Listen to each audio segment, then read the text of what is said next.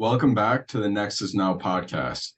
This is Max Feldman. Thank you as always for tuning in. Excited to get back into it today. We're going to flip the script today in a similar format as last week. So first, I'll have my guy Colby Giacobino hopping on to talk early season high school impressions, some recent local events out on the East Coast for him, guys moving the needle on the national radar, and much more. Following that, I'll have Travis Graff come on to talk West Session 1 after he spent this past weekend out in Arizona. Plenty of new and familiar names to hit on. Let's get into it all. Colby, welcome back on. I know it's been a busy start to the season here, but wanted to get you back on because, as always, I know you've been out in the gym, seeing some local DMV teams as well as a bunch of national powers I know have been in the region. So wanted you to come on. How have the last week or so been in the gym here? Yeah, it's been great, man. Obviously following up from our East Circuit, getting to middle school, and now we're ramping right up to the thick of things in the high school session. Some really good events in the past, I would say 2 to 3 weekends, especially around here in the DMV. The latest one, you had the Gonzaga Classic. That's always, high quality basketball with high level teams. And then, the one that it kind of has created a lot of national buzz over the past, I would say 3-4 years, the National High School Hoop Fest. That's at the Matha. So I'm fresh off that. We got, a lot of good conference games starting up here in the MIAA, BCL, WCAC. So we're here. This is the time we've been waiting for. Absolutely. Know there's been a bunch of guys from out of the region as well as a ton of standouts within the region. So who are some guys, maybe some more well-known guys that we've gotten to know over the last year or so that have impressed you early on here? Yeah, and are you talking about more so locally, or are you talking about like from out of town perspective in the DMV? Let's start with the local guys, then we'll get into more national guys. Okay. Yeah, I'll tell you what, man. This is kind of like it might bleed into another topic that we're gonna cover. I'm really impressed with the early returns this season on 𝘼aximizing. He's a guy who plays with Team Durant, has great size as a kind of a combo guard. I think on that Durant team featured, with guys like Cam Ward, Jaden Fort, plenty of size on that team that kind of commands the paint, if you will. And he was always, that dead eye shooter, especially from the corners. His game's evolved a lot. And for this Georgetown prep team, I mean, they're rolling. I think they may have lost 1 or 2 games on the year so far. And he has been the catalyst every game. I mean, he's hovering around 15 to 16 points. He'll go off for 20 plus here and there. But I think it's just the evolution and the confidence of his offensive game, especially off the bounce, shot creation, that is really starting to, gain momentum. I think it's something that, for scouts that evaluate him, you always hope that day to come. And now we're kind of seeing it flourish. So I just, that's a trend that, I've seen him in two separate occasions, 2 separate environments, both high level, at the Xavier Classic at Good Counsel. Watched a ton of film on him throughout, and then this past weekend, the Gonzaga Classic, just some high level shot making and really good productivity. Yeah, I think that's a trend that we've talked a little bit about, and I think we'll continue to talk some about is a lot of these guys coming back from EYBL and 3SSB and Under Armour, where maybe they're like the 4th or 5th guy option, and then they come back in the high school season. You see another level of confidence, another level of assertiveness, and you see that step forward into being the 1st or 2nd option on their high school team. So that's definitely a good one. No, he was a little inefficient through some stretches in EYBL, so good to hear that those pieces are coming together. Yeah, and 2 more guys, man, that I just wanted to bring up. One that brings me joy because I've been a fan of his since he was a freshman, but Darren Harris from Paul VI, obviously a Duke commit. Gets a lot of buzz in terms of just being a future Blue Devil. But I think of the pack of commitments, he seems to be the name that kind of goes by the wayside, if you will. I don't know if he carries that like punch, especially before the summer. Now, I think this summer people got exposed to his ability to show up in big games and obviously fill it up from 3. That's what he's been doing since he stepped foot on the high school floor. But what I like more about him this year is, with the departure of Deshaun Harris-Smith, you're seeing him, I wouldn't say operate off the bounce for others, but, just be a little bit more of a crafty shot creator for himself. It was a lot of times he was coming off pin downs, catch, if you're open, shoot it. If not, give it up, move.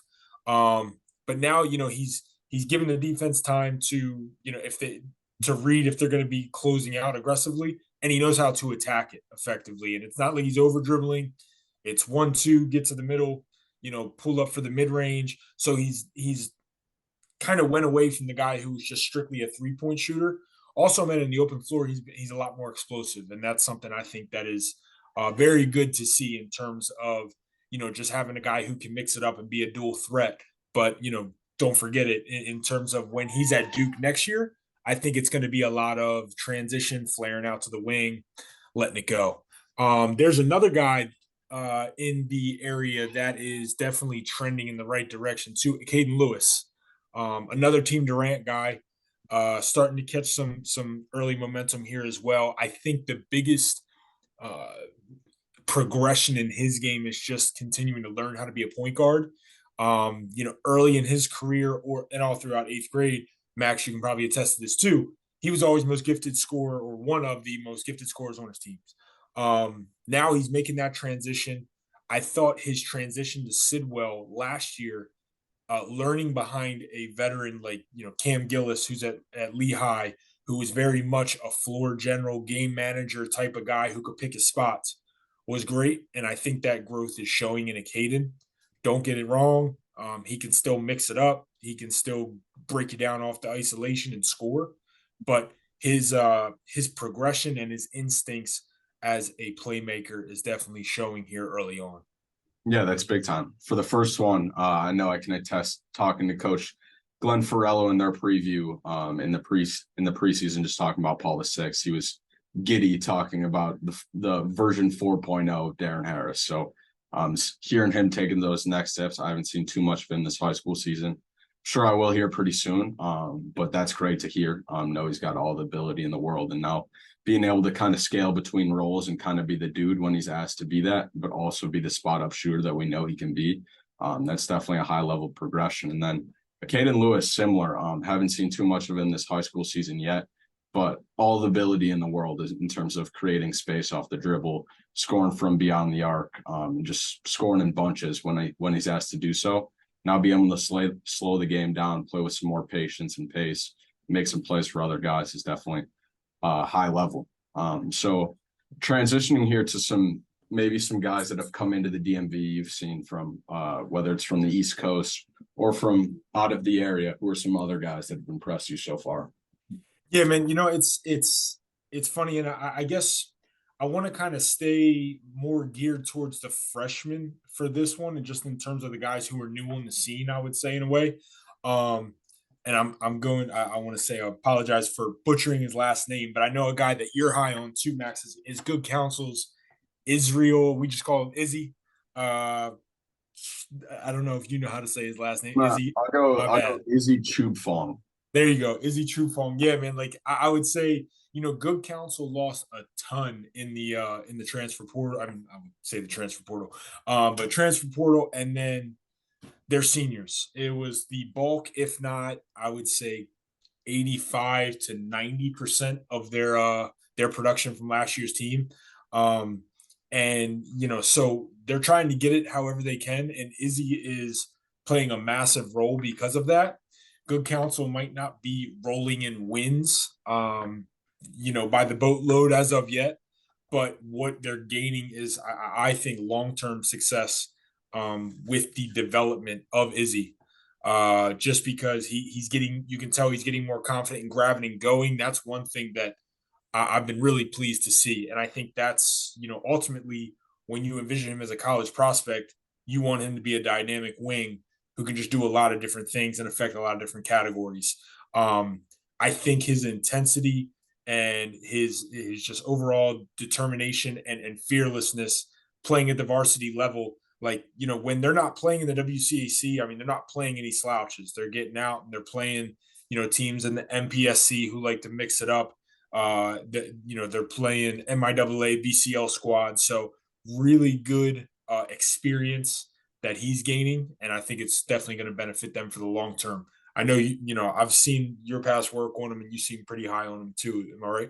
Yeah, I was definitely excited to see your early season rave reviews on him because he was a guy like last year playing on our East circuit was a guy who from the jump you could see like the potential with him just in his frame. He's super long, rangy, really athletic, twitchy. But was one of those guys as the more you saw him was mixing potential with production at a super early stage, like one of those guys who didn't necessarily have the highest skill level or have like an area to hang his hat on, maybe as a shooter or handler, but just made an impact every single game, whether it was rebounding, defending, diving on the floor, defending multiple spots. So definitely one of those guys that I thought had a chance to impact the game pretty early at the next level. So great to hear that he's making an impact early. And I think for him too, the best is well ahead.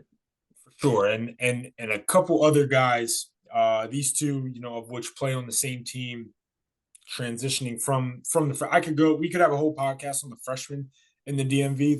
There's a ton more that Mhm. I'm super excited about.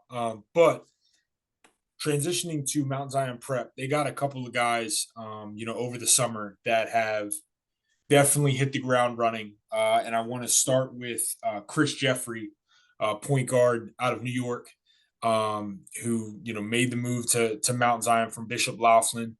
Had a big spring and summer with Lightning on the EYBL. But 6'3", I would say 6'3", 6'4", lead guard, and just has an alpha presence about him. Mount Zion returned a good number of guys to their roster. I would say like within their core, they added a couple of key pieces from maybe their high school team that they had. But with Chris, man, he takes complete control. He takes the bull by the horns, if you will, and man, just really has been productive at both ends. I think what stood out to me the most so far is his ability to rebound from the guard position. He's a downhill terror. There was one sequence that I think kind of described him in a nutshell, and he it was kind of like semi transition. Goes up, he pins a layup against the glass, kind of falls awkwardly and lands on his back. Hops up. He's definitely the last one down the floor, but he's sprinting his head down. One of his teammates drive, miss a layup. He goes up, gathers it for the two-hand putback, and slams it. And that's just one sequence that he put forth, not in terms of managing the offense, getting guys involved, getting paint touches, pressuring the ball in defense. I had a couple of Power Five schools as they were watching them. They didn't both say the same thing, but it was pretty much like, "Yo, this guy's a dude." And the big blemish there is the jump shot. He'll make one from time to time, but just in terms of his competitive motor, his intensity, it's exactly what Coach Rod at Mount Zion likes in his guys, and he's been a very very productive piece early on for them. Yeah, absolutely. Don't know too much about him. Heard some buzz, and I know you've mentioned him as well, but definitely a guy I'm looking forward to seeing some more of. And I know they have another guy or two that have been pretty intriguing here early this season. Yep. God's love, another name I might butcher. God's love Noabude. Um, he is a 6'8", 6'9" forward, filled with explosion. He's built like a grown man. From what I was told, he had been playing over the past couple seasons in the Philippines. He is a 2024. I should state that Chris is a 2025. God's love is a 2024. According to the people that I've talked to, there are intentions of him staying 2024, even though it doesn't kind of give him a lot of time to introduce himself to the area. He's one of those guys that are flash in a pan. He goes in and makes big plays in college, and it leaves, guys like me and you saying, like, how do we not see that?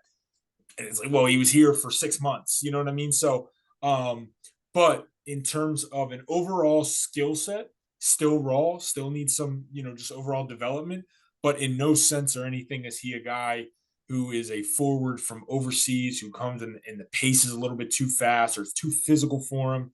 Like I said, man, like he's built like a defensive end, but he can get his elbow above the rim. It's truly a scary type of thing. Um, he isn't putting up crazy numbers as of yet, but they have a lot of talent dispersed throughout that team.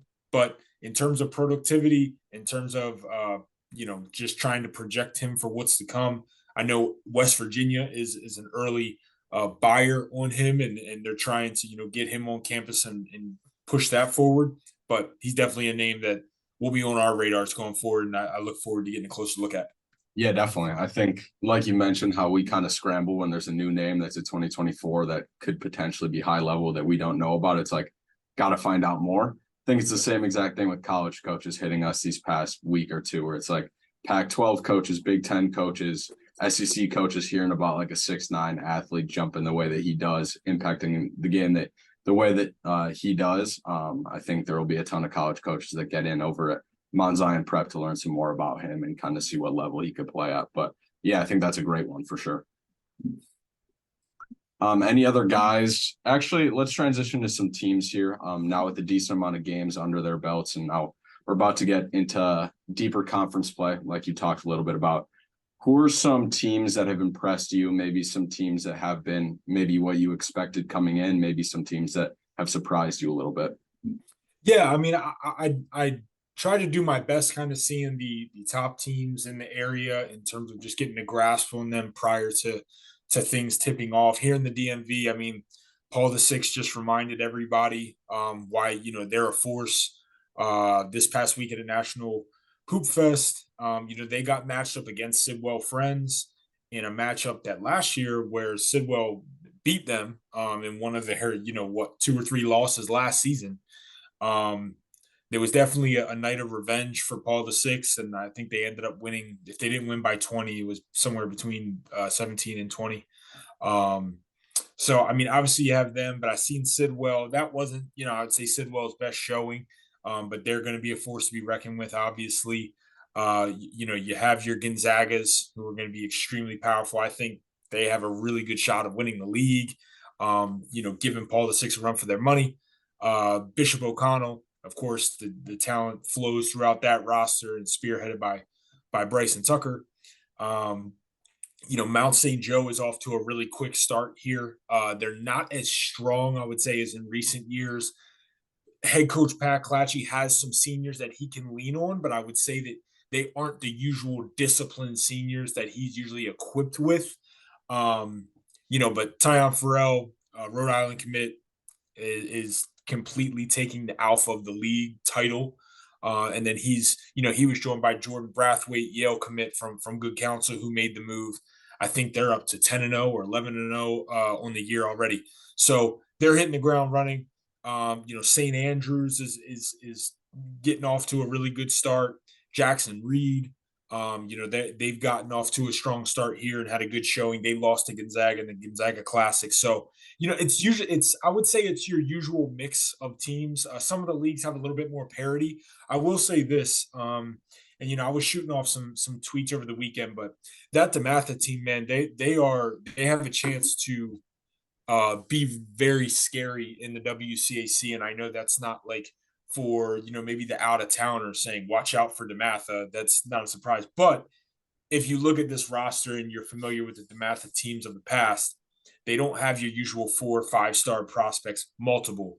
What they have is, a head coach by another Mike Jones, who prides himself in going 11, 12 deep. They have, a host of very talented freshmen that you were very familiar with, I know. But from freshman to senior, I mean, they come at you 11 or 12, and they make you play extremely fast, and they never stop battling. So I think DeMatha has a chance to really make some noise within the WCAC, even if they were, envisioned maybe out of the top 3, going into it. Another one, I know I'm kind of giving a crash course here, but Bishop McNamara, man, they have a very talented underclass group. Prince Alexander Moody, Caden Samuels, Jalen Collingwood. They got Kirby Duran, who's another freshman who's going to be really, really good. So I would say in terms of the ones that could surprise, just in terms of, preseason prediction type deal, I think, DeMatha and Bishop McNamara in the WCAC, man, they could make some noise. They're going to be a team that you definitely can't sleep on coming in. They're going to make you work. Yeah, definitely. Hearing you talk some about these underclassmen from the DMV reminds me of just following the summer. Obviously, can't be at every shoe circuit, see every session. Feel like going back in the film, going back in synergy. I felt like every day or two, I was finding like a new potential high end DMV kid, whether he was playing on all three shoe circuits, just like different new names every single day that I was coming upon. So to hear that these underclassmen are making a big impact early on is definitely no surprise. Yeah, yeah, man, it's exciting. Transitioning now, I know you mentioned a few teams from North Carolina, a team from Florida, a few other teams from all across the country or in the DMV.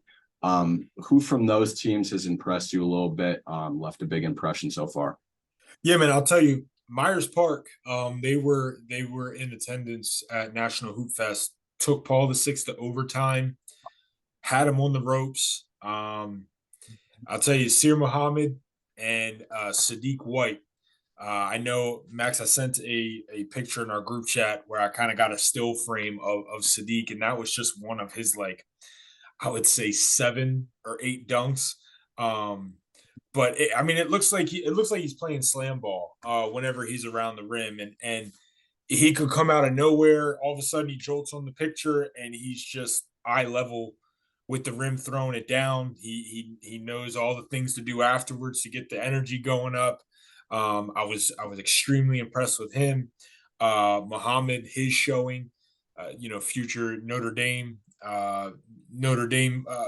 commit. He had a lot of big time shots, especially late in the game, which I know, when he was, I got to see him play, Team Curry and UAA circuit a fair amount. And I wouldn't say it's not like he was disappointing by any means. It was just you were kind of trying to get a feel for what he does at a high level. Yeah. I wouldn't say, just based off this game, okay, he's a high level shot maker. No, he made shots at a high level that game, but what I will say is he's improved his game in a little bit in each aspect. He seemed a lot more comfortable operating off ball screens, knowing when to look for his own and knowing when to give it up. And I think that Myers Park team especially is equipped with some guys who can go get their own or make shots. And it made his value obviously bolster. But I think they're showing alone, taking Paul VI to the final buzzer in overtime. I think that says a lot for what they're about to do this year. Yeah, absolutely. They got a high level roster. Obviously, those three future high major commits. Obviously, Sadiq White not committed yet, but they're as good as any trio in the country, I think. Sadiq White, like we talk about all the time, like almost as simple as he's what they look like at the highest level, as like a 3-4 man who can jump out of the gym. And I think as he continues to expand his game, starting to shoot a little bit from the mid range, starting to shoot it from the corners, handling the ball a little bit more. I think he's a guy that we have right now just inside the top 20 in 2025. Like it would be no surprise to see him make one of those leaps into top 10, be around that range. So I think that's a good one for sure. And then Sir Muhammad, I think, saw Team Curry a little bit as well. I think you kind of hit the nail on the head where it was like, it wasn't all perfect. It was a little choppy through different stretches, but he was able to experiment with a bunch of different parts of his game. And I think even in the moment, it was like, this isn't all pretty right now, but it could be super beneficial down the road. So I think seeing that come to fruition and hearing those good reviews, I think makes a ton of sense. Yeah, I think he's got the makeup to be a really good college player. And a guy who's going to win games. He's going to play tough. I think he's a Shrewsbury type of dude. I think that long term the return on investment there is definitely going to be fruitful for them. And I think as he grows and just continues to polish, he's going to be fine. As you said with Sadiq, I think obviously the next progression there is just kind of being more of a threat off the bounce. Maybe popping out 15, 17, making those a regular part of his game and his attack. Just to hop around really quickly, too, I just want to touch on two more teams and just two more players total. IMG made the trip up. I will say, and this is no hate towards IMG, but when they come up to the DMV area, good things don't usually tend to happen. But hey, they took on a really really stout Bullis team that I knew was going to be a tough game. Maybe some outsiders wouldn't have really known what they were up against. but they have Donnie Freeman, who's very, very familiar with the DMV area. Knew that was going to be a fight. But I'll say this: Darius Acuff is a bucket. And again, that's no secret. But I think, and I don't want to word this the wrong way, but I also kind of want to be transparent. There was a lot of once Bullis had the rope and wasn't letting go, no matter how many times IMG fought back. Darius was that guy that just kept his foot on the pedal, no matter what the score was. He was looking to attack. He was looking to get his own, hit a number of tough shots. And I think, all that buzz that was generated during the spring and summer, I didn't get to see him as much as I wanted to during the grassroots season. But man, that showing alone, I think he finished with 31, against Bullis, and they were all over him. They focused in on him. They were his main concern. Nobody was stopping him. So I don't know what's your thoughts on. You probably seen him a lot more than I, but definitely a polished scorer as a lead guard. Yeah, I saw him actually the night prior. I know they were playing in an EYBL Scholastic matchup, was tuned into that. And I've seen him a ton these past few weeks and throughout the summer. And I think like a silent killer, a guy who continues to there was really no questions how he would adjust to the EYBL Scholastic level, just given what he did at the 17 level in EYBL playing with the family this year. But a guy who's lived at the line early this season, and really there's no way to really keep him out of the paint. I think for my money, one of the best ball handlers in the country. I mean, a guy that we have top 25. So I think right now, obviously that IMG team, like you mentioned, still kind of coming together and figuring out their roles. But I think if he can continue to take the playmaking to another level and start to elevate the guys around him consistently, sky's the limit. But like you mentioned, a guy who can create advantages as well as anyone in the country, really get downhill. And I've been impressed with how much he's gotten to the line, just the toughness, being probably one of the smaller guys on the floor every given game. So definitely a good one.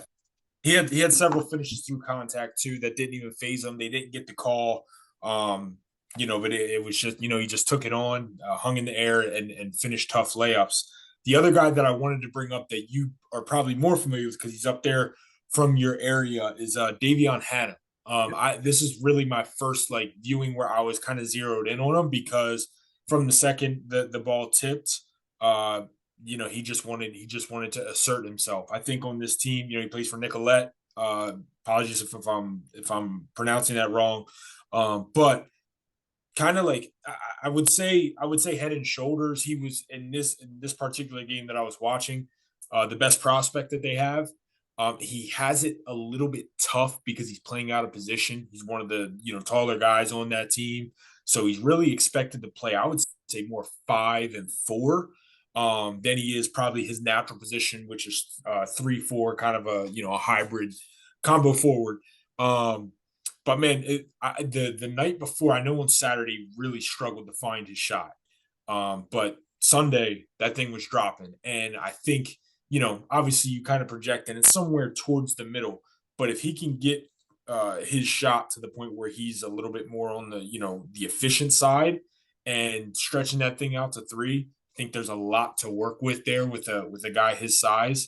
I spoke with him afterwards a bit, and I'll have a piece, for the site here in a week or so, but I think him forced to play down in the paint more is really helping his rebounding skill and just keeping that type of mindset that I think is going to be very good for him going forward. But just a lot of versatility. I liked how he finished around the rim. He plays with that chip on his shoulder, and you can tell he's affected by losing. He wasn't happy. You can take that as kind of bad body language if you want. But after, catching up with him, I think that's where the value of catching up with these guys after, whether it's wins or losses, you can really learn a lot about him. And I was very pleased with how he handled himself after the loss and where his mindset was. Yeah, absolutely. Obviously seen a ton of him play for Mac Urban Fire in the UIBL. And I think you hit the nail on the head. No, didn't see too many games there, but that's kind of been the story, just working out the efficiency, making sure he's getting to his spots and finding the right spots, taking the right shots. But I think my favorite part of his game, and he's a top 50, I want to say maybe top 55 guy in 2025 for us, but it's his defense. Guy who can really fly around, wreak havoc just in the passing lane, super twitchy. Really unique prospect, I think. Like not a ton of guys who do similar things as him, and the pull-up shot making has really developed. So really intrigued to see how he kind of develops over this next year. But not a lot of guys in this class of 2025 who do exactly what he does. But just the competitiveness, I think it kind of elevated the Mac Irvin group, similar to the how you're mentioning. It affected his high school group as well. So no surprise there. Definitely a good one. Not surprised to hear he made some noise out there. Any other guys for you? In terms of out of town guys, not too many yet. A lot of the local events have featured a lot of local teams. And then Thomas Sorber came to town for the Gonzaga Classic. He was impressive as expected. I think he's going to be a great pickup for Georgetown. So just I think those were the names that came to mind right away. For sure. I'm gonna hit on three quick hitter kind of guys who have, I think, moved the needle early this season for me. A few East Coast guys as well. First one, I'm sure you've seen some of as well now at Lehigh. Caden Mingo, a guy I think who's just really elevated his game and has opened the year just shooting the hell out of the ball, scoring a ton from the perimeter. Also defends it extremely well at the point of attack. A guy who kind of has a simple yet refreshing game, just makes the right play, super, super tough. And I think he's a guy that over this next month or so, obviously Lehigh is one of the best teams in the country, I think kind of asserts himself. Now a guy in our top 100 that asserts himself as a high major prospect. I think some Big East and ACC programs is definitely getting the mix for him. LeBaron Philon at Link Academy, a guy that I've talked a ton about over his last 31 games, dug this up last night. He has 144 assists to just 41 turnovers. For a guy who's kind of made his mark over the last few years as a scoring guard, now really one of the most dynamic playmakers in the country. So a guy that we have in the top 15 in 2024, and I think a guy that over this next year, I feel like we see it every year. A senior kind of goes from like top 30, 40 to like top 15. I think he's a candidate to do that across the board for everyone in the industry. And then last but not least, Will Riley at Phelps Academy in PA. Putting up 26 points, 7 rebounds, 5 assists a game right now on high level efficiency. Another guy we've talked a little bit about, like choppy summers translating into big early seasons. Exactly that. Had a really nice summer for U play, but the efficiency wasn't all there.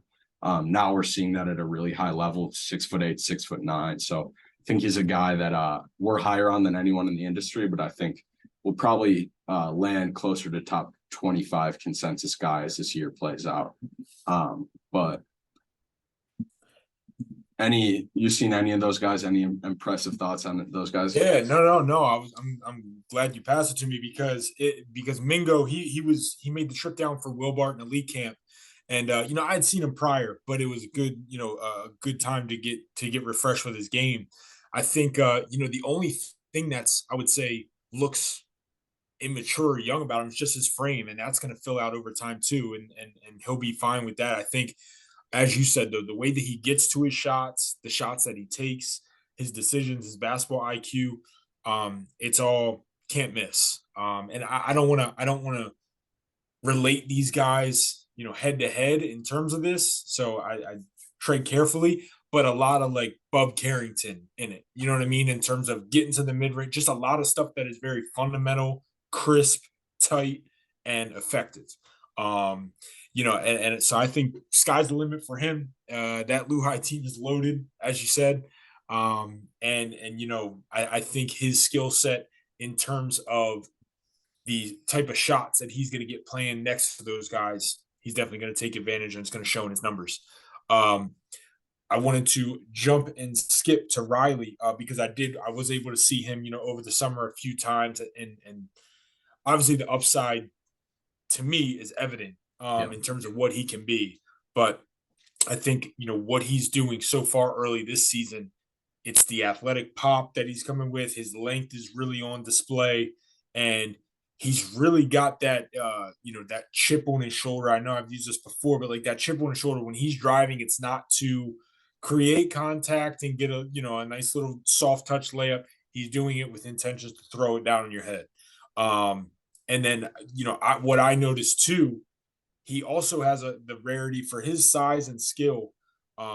he can stop on a dime in the paint and with floaters and knock them down like they're breakaway layups. So I think there's a lot to work with there. Go ahead. Yeah, it's funny you say that. I just was looking at the numbers and doing a little bit of a deep dive, and I saw this was between 80, he was on the 80th percentile in runners and floaters in EYBL. Already this season, the 89th percentile in runners and floaters. So I think that's like again, like 6'8", 6'9", the way he can handle the ball, a super unique game, just in the way that he can finish on your head, but also finish over the top of length. And I think, like you said it too, like stringing together sequences that he would kind of flash in with you playing the UIBL. Now he's got a little bit stronger. He can handle the ball a little bit more. Now those are turning into easier finishes at the rim. And I think if he continues to do that and turn that into substance against some of these higher level matchups in the region, I think he's a guy that's going to open some eyes for sure. Yep, all about confidence. He's getting plenty playing for Phelps, and I think we'll see a lot more of that as an initiator this spring. Absolutely. Again, Colby, appreciate you hopping on. Definitely we'll have some more to break down over these next few weeks. We'll definitely have you on again here soon. Thank you. Thanks, Max. Travis, welcome on. Big weekend out in the gym in Arizona at West Circuit 1. And I know it's your first time being back on the circuit in a little bit. How'd that all go? It was good. A lot of West Coast talent. The teams and coaches brought it. The fans brought it. It was just great culture out there for real. Absolutely, I believe it. And West Circuit hits a little different. Definitely a lot of energy in the building. All right, let's get into some of these teams here to start. Which groups as a whole kind of left a big impression and impressed you the most in week 1? The Oakland Soldiers for sure stood out, led by Aiden Diggs, who I thought was the best player in the gym, one of the top players in 2028 that I've seen so far. Jordan Mize, Jakai Miles, Josh Agbo, and Boss Moon, who is on the all-name team. But they had a fantastic showing. They all played well off one another, were up and down. And it was a game-by-game basis on who was, like, playing the best. But I think Diggs, by far, was the most consistent.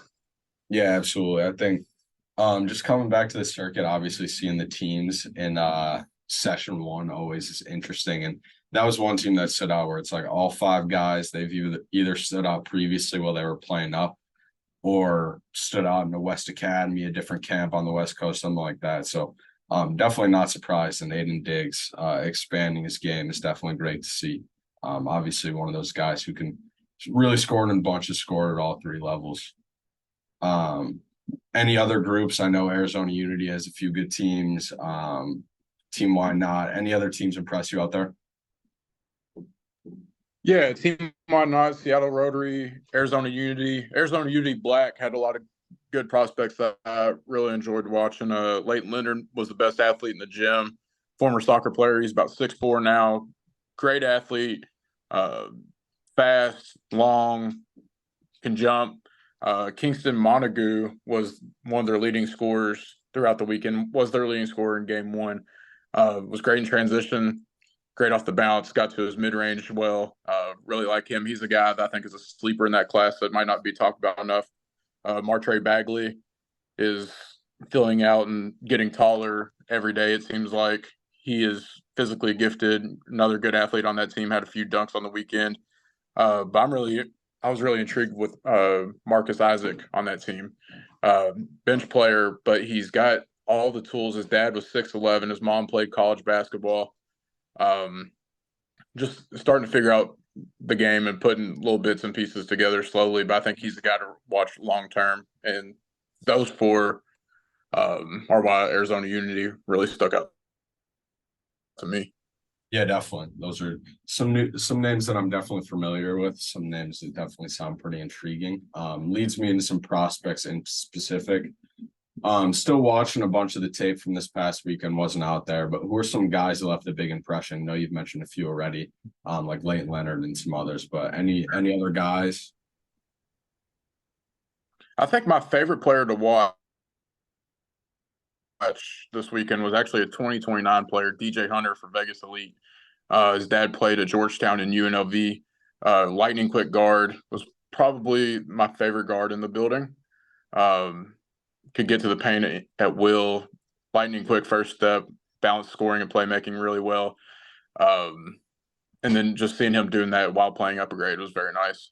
Another guy I mean, he stuck out more than anybody in the gym because of his height, but Dylan Beck, 6'10", 6'11" for Woods Elite. He's very raw.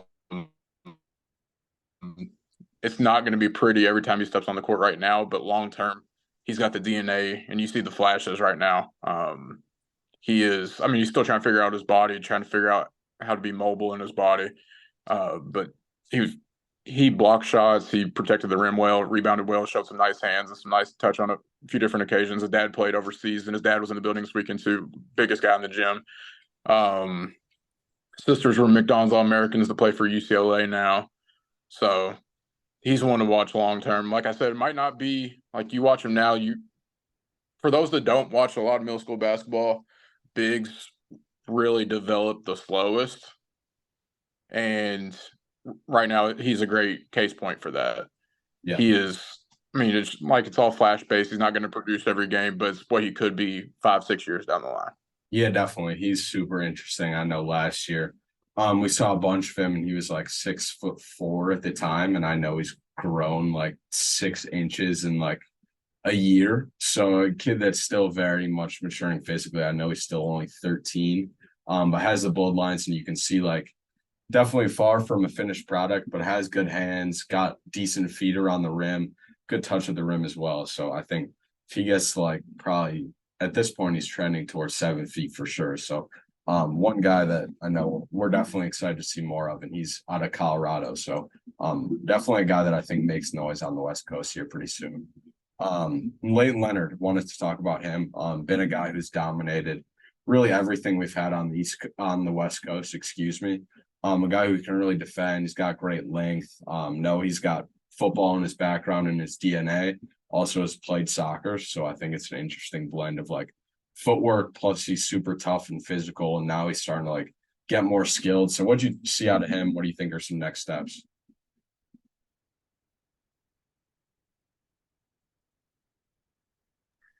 I just want to see him expand his offense beyond just slashing, because he was phenomenal as a slasher. Like you said, former soccer player, his dad played in the NFL, so the physical attributes are there. Like I talked about in the gym. It's just I want to see him become a more knockdown shooter from the outside, because he's very streaky, very up and down. Didn't have the best shooting weekend, but he literally could guard 1 through 5 at the middle school level, just based on his speed, his length, and his height. I think he is like, if he puts the offense together, I think he's going to be near the top of the 2028 class. He is already, but I think he'll be a mainstay there. Yeah, definitely. I'm with you. I love his defense, and now I think from here it's just kind of polishing up his offensive skill set. A few other guys that have popped out to me just through the film, and I know you mentioned one of them, Boss Moon, all-name team, of course. But I think a guy that I like genuinely generates some buzz in NorCal in the Bay Area here pretty soon. Early in his high school career, 6'4", super rangy, great length, and I think also a guy that's just still expanding his offensive skill set, but the flashes are super, super bright. Does a ton of things that you just can't teach in terms of athleticism, defense, measurables, making plays on both ends of the floor. And then Devon Duro, pronunciation aside, not sure if that's correct, but another NorCal guy, 6'6", pretty physical, really rebounds, defends multiple spots. He had some really bright flashes, and that's a new name for me. And then last one that really popped for me was Jaden Cecil. Believe he moved over from Australia to the US to Cali last year. Really good shooter, really skilled, really bright feel for the game. Kind of has that international flair to his game. So just another guy that's popped early for me, but leads me into my next question is, over this next week, we'll drop some more about the all-circuit team coming off West Session 1, but who's maybe a guy or two that didn't quite crack the all-circuit team, but you think definitely will in the future, just with their productivity and potential? Justin Kimbrough is a guy that is definitely gonna be on an honorable mention list for all-circuit team. He was the best playmaker in the gym. Just a lot of flair to his game, great vision, great feel for the game. Small, quick guard for Seattle Rotary. He just produced and really balanced scoring and playmaking. And like I said, he caught my eyes. Like, some of the passes he was throwing were such high level. that he couldn't help but stick out on a game-to-game basis. Yeah, absolutely. No surprise to see like a mixtape or two of him already drop. Like just such an elite ball handler, such an elite playmaker. Definitely one of the more fun kids to watch, I feel like, in this 2028 class already. Yeah, there's a lot of good ones. One guy that really stood out this weekend that we didn't mention was another name that I don't know if I'm pronouncing it right, but I'm gonna take a shot. Is Ryan Rohrbacher for Seattle Rotary. Was the best shooter in the gym. Knockdown guy that was consistent on a game-to-game basis. There was the Sunday game. He went 5 for 5 in the second half, just absolutely torching the nets. So, I mean, if we're doing superlatives, best shooter award goes to Ryan. Absolutely. Got to see that. Got to check out that all superlatives article later this week. For sure. But also going hand in hand with Rotary, wanted to ask you about JJ Crawford, obviously a guy that's got some momentum just with his dad being the coach. Jamal Crawford, one of the best ball handlers in NBA history. What do you think of him, and how has this game kind of evolved from just your viewing? He's another guy that's seventh grader that's playing up. Great mid-range shooter. You can see the bits and pieces of his game coming together. Just on the smaller side right now, the athleticism hasn't kicked in. He's not done grown yet, but he knows how to get to his shots. He knows where his special spots are on the floor that he's going to knock it down every time, like top of the key, and then about 15 out on the wing. He's like his dad in that regard in terms of being a knockdown mid-range shooter. I think as the season goes on, he's going to continue to get better and better, and I think he could be a standout next year in the West Circuit. Yeah, absolutely. Travis, appreciate you hopping on again here. Obviously we got probably a month or so, maybe even 2 months now till session twos, but we'll definitely have a big few high school events over these next few weeks. Definitely need you to hop back on and talk more of the latest. Yes, sir. Sounds good.